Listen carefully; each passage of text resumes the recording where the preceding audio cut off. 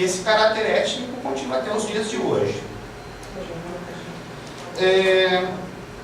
A partir, portanto, da fundação do Clube de Tiro Águia Negra, você tem a expansão do tiro esportivo pelo município de São Bento do Sul. Esse tiro esportivo vai ser praticado ou em sociedades esportivas, como é o caso da Sociedade de Ginástica e da Sociedade de São Bento, ou em recreativas de empresas, como por exemplo a Tupé e a Budemaia, que é uma empresa têxtil de São Bento do Sul.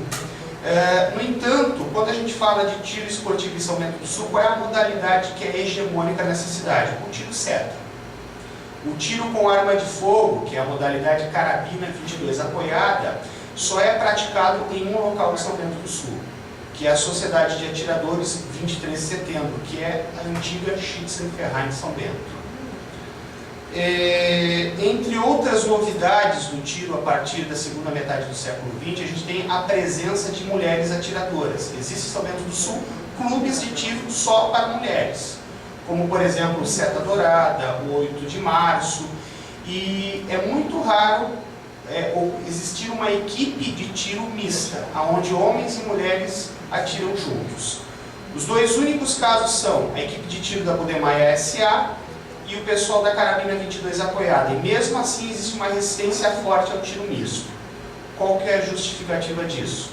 É a manutenção de tradições. E aí a gente vai para um outro aspecto, né, do tiro esportivo em São Bento do Sul, que é a constante adaptação de tradições. Esse esporte ele tem um forte caráter de tradição, de ritualização dele, e essa ritualização ela é mantida através da reinvenção, da adaptação, da manutenção de tradições que, no seu conjunto, fazem referência ao passado colonial de São Bento do Sul e à cultura, entre aspas, germânica. Quando a gente fala de cultura germânica nesse contexto, entenda-se cultura alemã. Eles não diferenciam cultura germânica de cultura alemã. E aí nós temos vários indícios disso. A festa do tiro de rei, a adoção de uniformes, o uso da língua alemã em nomes de clubes de tiro e também em algumas competições de tiro. Eles costumam dizer, alguns atiradores, que a língua alemã é a língua do tiro. E aí, para finalizar, por favor, Helena, eu tenho uma tabela com os clubes de tiro em São Bento do Sul, as entidades às quais eles são ligados, as modalidades e o gênero desses clubes. A presença feminina é basicamente quase a mesma da presença masculina.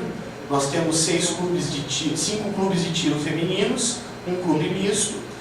Dá para a gente perceber alguns indicadores de etnicidade, como por exemplo o clube de tiro Scheune, o Águia Negra, e dessas modalidades que são oferecidas em São Bento do Sul, o que predomina é o tiro seta, dado o seu baixo custo e aí a ausência de burocracia com porte de armas e outras coisas.